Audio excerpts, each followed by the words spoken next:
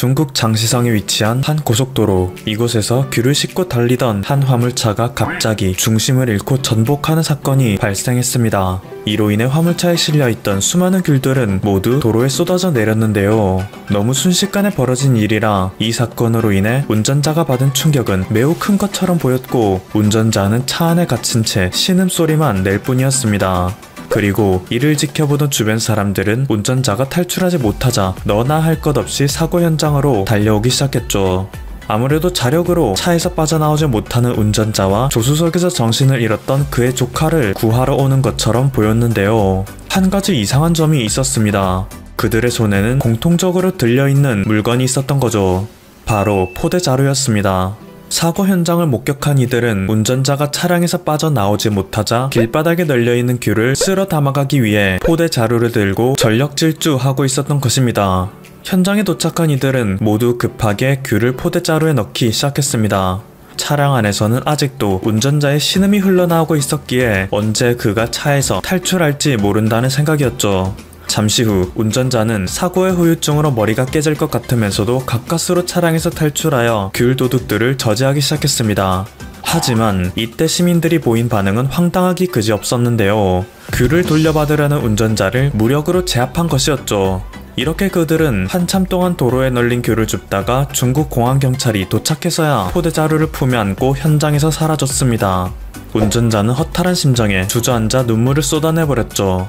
후난성에서 가져온 귤을 첫 번째 장거리 운송하던 중이었습니다. 제 첫 직업이고 첫 임무였죠. 아직 갚아야 할 차량 대금도 많은데 너무 허탈합니다. 또 다른 사건도 있습니다. 음료수를 배달하는 차량이 도로에서 전복되는 사건이 발생하여 근처 마을 사람들은 떨어진 음료수를 훔쳐가려고 이곳에 모여들었었는데요. 음료수를 주워서 집에 돌아와 보니 그들의 집은 모두 철거된 후였습니다. 알고 보니 개발지역에서 버티고 안 나가는 철거민들의 집을 몰래 부수기 위한 관공서의 계략이었다고 하죠. 한국인의 입장에서 이 사건을 본다면 충격 그 자체일 텐데요. 같은 사건이 발생해도 너무나도 다른 결과를 보여주기 때문이죠.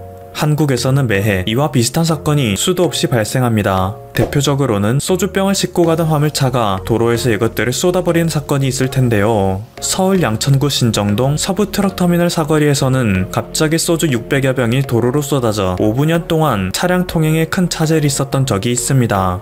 600여 병이나 쏟아진 것 치고는 5분 만에 정리됐다는 사실이 참 놀라울 따름인데요. 이것은 중국과 다르게 한국에서는 당시 도로를 통행 중이던 운전자들이 모두 나와 소주병을 수거하는 것을 도왔기 때문입니다. 인터뷰에 응한 운전자들은 소주병 때문에 도로가 막혀 통행에 차질이 생겼으니까요. 모두가 함께 도우면 조금이라도 빨리 정체가 해소되지 않을까라는 생각에 차문을 열고 나갔습니다. 라고 답했는데요. 물론 자신의 이익을 위해서 남을 도운 것이지만 앞선 중국의 사례와 비교할 때 확연히 다른 반응이란 것을 알 수 있죠. 게다가 구글에서 도로 소주병이라는 키워드로 검색만 해봐도 유사 사건은 수도 없이 나와 타인에게 어려움이 생겼을 때 그것을 돕는 것은 한국에서 흔한 일이라 할 수 있습니다. 다음 소개해드릴 사연도 앞선 사례와 크게 다르지 않습니다. 최근 제주지방경찰청에서 발표한 바에 따르면 제주 동부경찰서 아라파출소에서 사회복무요원으로 근무 중이던 정재현, 송희재 씨는 함께 길을 걸어가던 중 길가에서 1000만원권 수표 한 장과 현금 20만원을 주었었는데요. 상당히 큰 금액이라 자신이 가지고 싶었을 법한데도 그들은 즉시 인근 파출소에 가 이를 경찰관에게 넘겼습니다. 그리고 잠시 후 아라동의 주민인 62세 원보결 씨도 1000만원권 수표 한 장과 현금 31만원을 주었다며 경찰관에게 이를 신고하러 왔었는데요. 경찰서 측에서는 수소문 끝에 한 80대 할아버지가 이 돈의 주인이라는 것을 알아냈고 할아버지께 연락하여 돈을 모두 돌려주었죠. 사건의 전말은 다음과 같았습니다. 할아버지는 만기된 예금을 자식들에게 나눠줄 생각으로 새마을 금고에서 이 모든 금액을 찾아 외투 안에 넣었었는데요. 노인정에 가던 중 이를 분실하였지만 알아채지 못했던 것입니다. 그래도 결국 선량한 시민들이 이를 발견하여 돌려받을 수 있었고 할아버지는 소중한 돈인데 찾아줘서 너무 고맙다 라며 금액을 돌려준 이들에게 사례금을 주고 싶다 하였으나 이들은 모두 당연한 일이라며 사례금을 거절하였죠. 그리고 이 소식은 해외에도 전해져 수많은 네티즌들은 놀라움을 금치 못하고 있는데요. 지금부터 그들의 반응 살펴보도록 하겠습니다. 길을 가다가 눈앞에 2만 달러가 놓여 있었는데 욕심을 갖지 않는 사람이 얼마나 있을까? 솔직히 나는 자신이 없어. 심지어 한 명의 선한 사람이 찾아준 것이 아니라 두 명이 찾아다 줬다는 점이 더 신기해. 이 정도면 순전히 운이 좋았던 게 아니라 그게 한국의 문화라고 봐도 무방한 거 아니야? 우리 동네에서는 절대 있을 수 없는 일이야. 오히려 죽은 사람이 갖는 게 당연하다고 할걸? 물건을 잃어버린 사람이 손해를 감당하는 것은 당연한 분위기야. 경찰들이 할아버지를 수소문해서 찾아낸 것도 신기하네. 도대체 어떻게 그걸 알아낸 거지? 우리 경찰이었으면 그냥 귀찮아서 신고자한테 가지라고 했거나 경찰관 본인의 호주머니에 넣었을 것 같아. 그러고는 그날 밤 회식을 했겠지. 내가 저번에 서울에 여행 갔을 때에는 모두가 바빠 보여서 이런 인정이 있을 거라고는 전혀 생각하지 못했는데 아무래도 다시 한번 한국에 여행 가야 할 이유가 생긴 것 같아. 이곳저곳 다니면서 한국인들의 문화를 탐방해야겠어. 한국은 급격한 발전으로 인해 옛 문화가 아직 많이 남아있는 것 같아. 서구권 사회는 아무래도 오랜 기간에 걸쳐 서서히 변화해서 옛 문화와 신문화에 큰 괴리가 있지만 한국은 한 세기도 안 되는 시간에 세상이 바뀌었잖아? 세상은 바뀌었어도 아직 사람은 바뀌지 않은 거지. 그리고 자신을 중국인이라 밝힌 한 네티즌은 이와 같은 영미권 네티즌의 의견에 첨언을 하였습니다. 중국도 순식간에 발전한 것은 똑같은데 왜 우리 사회에서는 이런 모습을 보는 것이 어려울까? 지금까지 퍼플튜브였습니다. 여러분의 구독과 좋아요 그리고 알림 설정은 콘텐츠 제작에 큰 힘이 됩니다. 감사합니다. 국제사회에서는 한국의 동해를 어떻게 표기하고 있을까요? 이스트시라고 표기하고 있을까요? 안타깝게도 아닙니다. 현재 시 오브 재팬으로 되어 있습니다. 일본해라고 표기한 것이죠. 이에 대해서 한국 정부는 어떤 움직임을 보이고 있을까요? 국제무대에서 동해 수역의 일본의 단독 표기에 이의를 제기하고 있습니다. 그리고 동해를 함께 병기하기를 주장하고 있습니다. 네, 기존의 일본해를 동해가 아닌 동해 일본해로 병기하자는 것이죠. 국제사회는 왜 동해를 일본해라고 표기하고 있을까요? 이는 한국의 대응이 늦었기 때문입니다. 광복 이후 남과 북이 분단되었습니다. 그리고 1950년에는 한국 전쟁이 있었고 이후 냉전이 시작되었죠. 한국과 북한의 유엔 가입은 장기간 표류할 수밖에 없었습니다. 결국 남북한의 유엔 동시 가입이 이루어진 건 1991년입니다. 유엔 가입 이후 여러 국제기구들의 공문서를 받았습니다. 그리고 충격적인 사실을 알게 되었습니다. 국제사회의 모든 문서들이 동해를 일본해로 단독 표기하고 있었던 것이죠. 한국은 그전까지 사태조차 파악 못하고 있었습니다. 한국 외교부는 1992년 유엔 지명표준화 회의에서 동해 일본의 병기를 공식적으로 요청합니다. 물론 당시 정부 내에서는 찬반 토론이 뜨거웠습니다. 이유는 독도 때문입니다. 한국의 동해와 관련된 주장이 독도를 둘러싼 영토 문제에 악영향을 줄 수 있다는 주장이 적지 않았습니다. 한국이 동해 병기를 내세우면 일본이 독도를 자신들의 영토라며 공격할 빌미를 제공한다는 것이죠. 하지만 결국 동해 표기에 대한 한국 정부의 방침이 확정되었습니다. 사실 독도와 관련된 토론은 안타깝습니다. 동해가 일본해로 표기되면 오히려 독도가 일본 영토라고 주장할 수 있는 빌미가 되겠죠? 독도는 동해 한가운데 떠있는 섬입니다. 한국 정부는 1992년 이후 꾸준히 유엔 무대에서 동해병기 캠페인을 진행하고 있습니다. 또한 국제수로 기구를 통한 운동도 주도하고 있습니다. 이 운동은 꽤 중요합니다. 왜냐하면 국제수로 기구가 1929년 발간한 해도 제작 지침서인 해양과 바다의 경계 때문입니다. 이 지침서는 조선이 일본의 식민 지배를 받고 있던 1929년에 제작되었습니다. 문서에는 동해를 일본해로 단독 표기하고 있습니다. 이후 1937년 2판과 1953년 3판에서도 같은 내용이 나옵니다. 한국은 4판 발행에서 반드시 이스트시 시 오브 재팬으로 병기하게끔 만든다는 목표를 세우고 있습니다.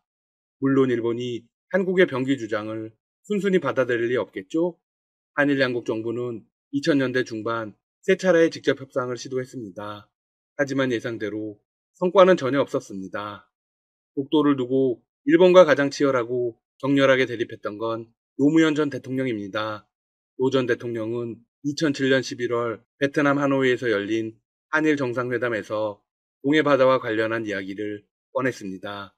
노 전 대통령은 아베 총리에게 동해를 평화의 바다 또는 우위의 바다로 부르자는 즉석 제안을 했습니다. 아베 전 총리는 그 자리에서 거절했다고 합니다. 일본은 오히려 공식 홍보 자료를 만들어서 이렇게 주장하고 있습니다. 일본에는 국제사회에서 오래전부터 널리 사용되어 온 유일한 명칭이다. 일본에는 국제적으로 확립된 유일한 호칭이며 분쟁의 소지가 될 여지는 없다. 유엔 지명표준화회의, 국제수로기구 등 국제회의의 장에서 한국 등이 이 같은 주장을 할 경우에 일본은 단호히 반대할 것이다. 한일 갈등에 가장 난감한 상황에 처한 건 국제수로기구였습니다.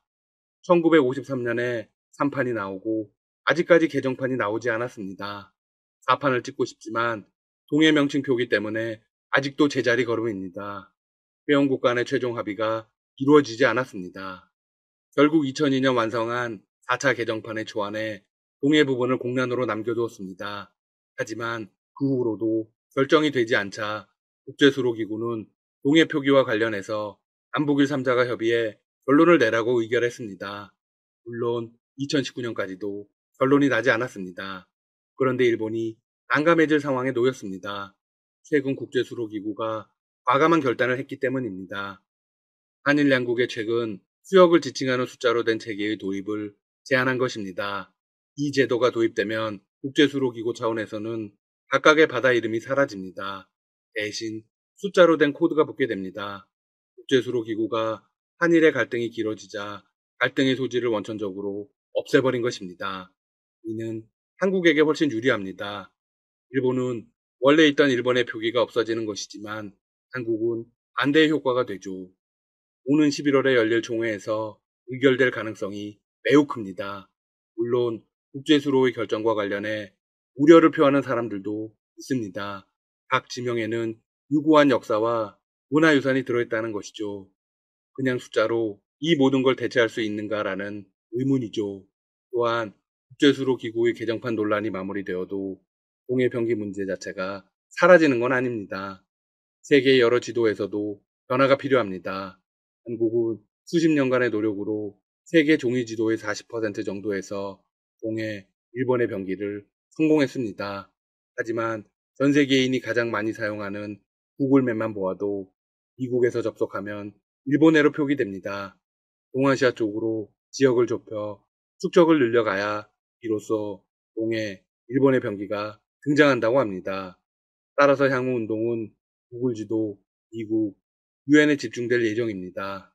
이 세 곳을 핵심 조섭 대상으로 삼아 설득력 있는 증거 자료를 제시하며 병기를 확산시켜 나가야 합니다.